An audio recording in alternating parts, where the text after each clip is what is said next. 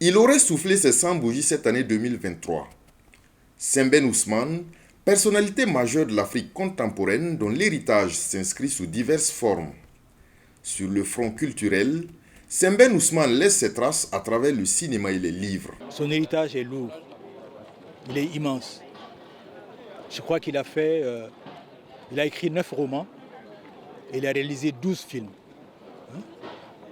Mais vous pouvez ajouter aussi les JCC, il n'était pas le seul, le FESPACO, le MOCPAFIS, c'est le Mogadiscio Pan-African Film Symposium, qui a été fermé à cause de la guerre qui sévit en Somalie, cette même guerre qui dévaste l'Afrique, qui nous est imposée, c'est une guerre qui nous est imposée pour nos ressources naturelles, du Congo au Sahel. C'est pour cela qu'un pays comme le Burkina qu'il a aimé, le lui a bien rendu avec sa statue que vous avez vue à la place des cinéastes. C'est lui qui a inauguré la place des cinéastes avec Thomas Sankara. Avec la grande avenue qui passe devant l'hôtel Libya. Cette avenue porte son nom. Et ensuite avec ce buste. C'est pour montrer donc sa grandeur, ce qu'il a laissé. Sembène Ousmane, c'est aussi l'homme politique. Dans les luttes majeures de libération du peuple africain, l'homme a su imprimer sa marque. Il s'est battu pour la libération du monde contre le nazisme. Sembène, à 18 ans, s'est engagé volontairement dans l'armée, dans la Deuxième Guerre mondiale. Sembène a lutté contre l'exploitation capitaliste en tant que syndicaliste actif. Sembène a milité contre la domination coloniale et contre l'impérialisme en Afrique en tant qu'écrivain et en tant que cinéaste, en utilisant donc la plume et l'image pour s'exprimer. L'image qui met en évidence la réalité sociale et la conscience collective. Et ça, c'est important pour amener les peuples africains à comprendre leurs droits et leurs devoirs et à s'engager dans la lutte pour prendre en charge leur destin. Voilà Sembène. Dans le milieu des cinéastes africains, le leadership de Sembène Ousmane a toujours fait l'unanimité. Parce qu'il est l'aîné des anciens, il est celui qui a officialisé le cinéma africain. Non seulement avec son premier film Borom Saret, avec ses autres films très significatifs pour le continent africain, mais ensuite avec son combat, ses livres, ses discours, ses images, qui l'ont imposé devant les autorités du continent et devant les cinéastes qui l'ont adopté vraiment comme leur leader. Il faut pérenniser l'œuvre de l'illustre personnalité africaine et la famille de Sembène Ousmane est à pied d'œuvre. Toutes les productions de l'homme sont de nos jours disponibles sous forme numérisée. J'ai tout fait pour que son œuvre ne disparaisse pas et elle continue heureusement. Donc il y a ces films qui ont été rénovés, numérisés, c'est en cours. Il y a ces livres, qui circulent. Et il y a quelque chose de magique dans l'œuvre, quoi. Elle ne vieillit pas. Elle est toujours d'actualité et chaque fois après une séance de cinéma, de film, tout le monde parle de son œuvre et ils sont toujours étonnés. C'est comme s'il était arrivé à avoir l'immortalité.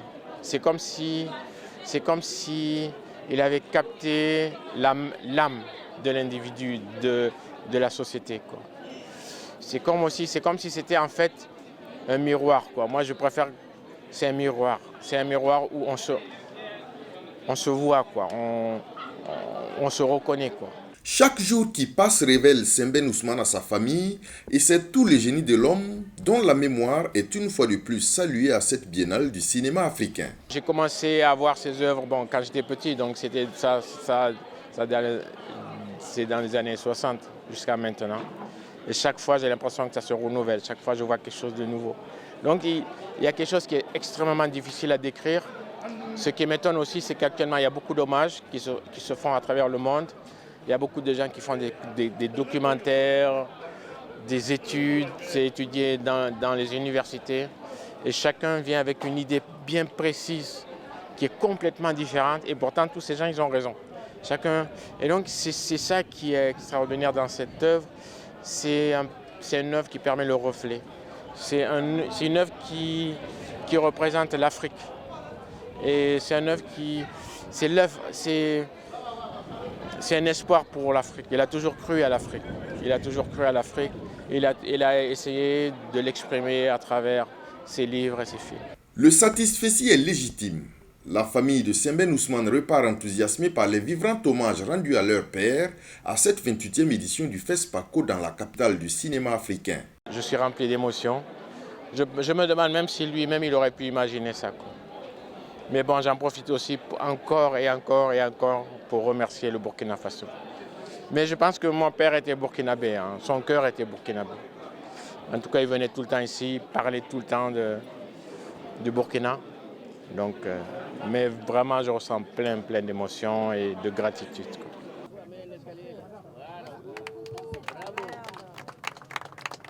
Autre figure de proue du cinéma africain, Oumarou Ganda, le tout premier lauréat de l'étalon d'or de Yenenga. Acteur et réalisateur nigérien, Oumarou Ganda dispose désormais d'une statue place des cinéastes à Ouagadougou. Un prix dénommé Prix Oumarou Ganda de la première œuvre est d'ailleurs décerné à chaque édition du FESPACO depuis 1983 à sa mémoire.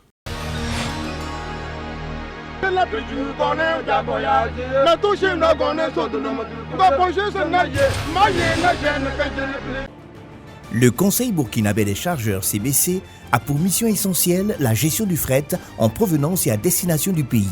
Il veille ainsi à l'approvisionnement régulier du pays en produits et denrées diverses, dans de meilleures conditions de coût, de célérité et de sécurité. Depuis plus de 40 ans, la vision des dirigeants, l'engagement, la qualité du personnel et l'implication des acteurs ont permis de bâtir une institution solide. Pour bien assurer sa mission, le CBC dispose de représentations au niveau des ports de transit, à savoir Abidjan et San Pedro en Côte d'Ivoire, Cotonou au Bénin, Lomé au Togo et enfin Tema et Takoradi au Ghana. Le CBC envisage de s'installer prochainement à Conakry, en Guinée. La vision 2022-2026 est de faire du CBC une institution de référence au service du chargeur à travers la promotion des transports durables et de la chaîne logistique. Le CBC, connecté le Burkina Faso au reste du monde.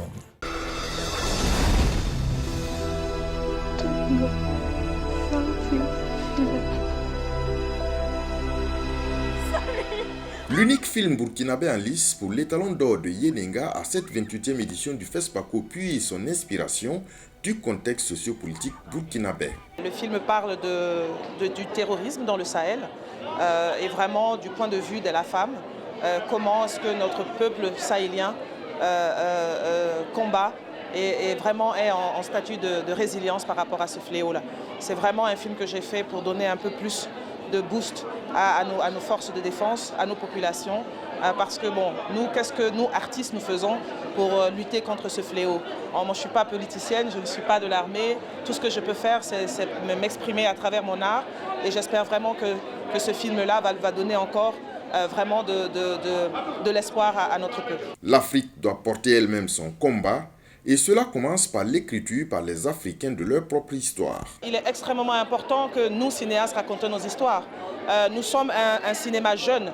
Le cinéma africain est le plus jeune des cinémas dans l'industrie cinématographique. Et nous avons énormément d'histoires. Aujourd'hui, si on ne fait pas attention, et ce qu'on a fait depuis des années, c'est de laisser les choses comme ça et que l'Occident et l'Amérique surtout viennent chez nous et prennent nos histoires et les racontent à notre place. Je pense qu'aujourd'hui nous avons les outils, les qualificatifs et les qualifications pour nous-mêmes raconter nos histoires et de notre manière, de notre point de vue, et ne pas laisser les autres venir les raconter à notre place. Voilà. Et ce film-là que j'ai fait, et depuis un certain nombre d'années, on voit de grands films africains qui sont en train d'arriver. Et moi, j'ai vraiment foi que notre cinéma va s'imposer. Et il faudrait que nous continuions à faire des histoires et des films de notre culture et ne pas faire des films à copier sur la culture des autres. Nous avons une énorme culture, nous avons des histoires grandioses à raconter. Commençons chez nous pour nous imposer, pour qu'on puisse avancer avec notre cinéma.